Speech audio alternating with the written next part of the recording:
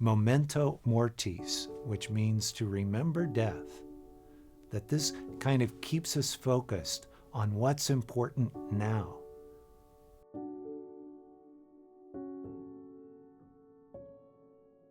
So, when I was 40 years old, some 24 years ago, the friars had a surprise birthday party for me. Everyone came wearing black. There was one of those funeral parties, and on the cake was a gigantic stone that said, "Here lies my youth." It was kind of a shocker. I have to tell you that I think I realized then this is not a dress rehearsal. This is my one precious, beautiful life. And what a gift that is. And I don't know that I'm going to have it from day to day. My own sister's death, my father's death were sort of reminders that, in fact, I am not going to live forever. That's not a bad thing.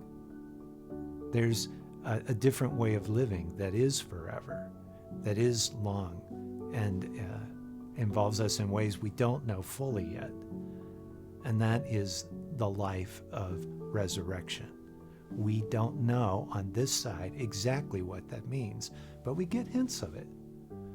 When I let go of something that's been holding me down for years and experience joy, that's a little hint. The ancients always said memento mortis, which means to remember death, that this kind of keeps us focused on what's important now.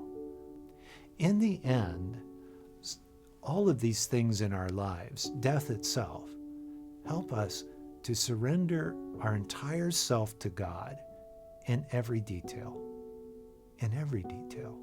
And this is where we find joy. Remembering death actually allows us to reshift, to say, okay, really, all these other things that I thought were important today, maybe they are important, but they're not as important in light of the fact that God's in charge. God is holding my life. God is going to take care of it. God will take care of my life completely if I let him.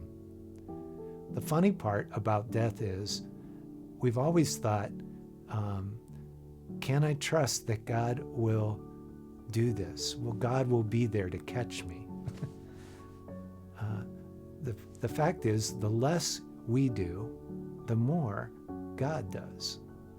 The less we have to manufacture stuff, the more we allow God into our lives to really lead us forward. That's because God won't be outdone in generosity. When we think of death, we need to think of God as well. And is this really the way that God is calling me to really live, to really be alive?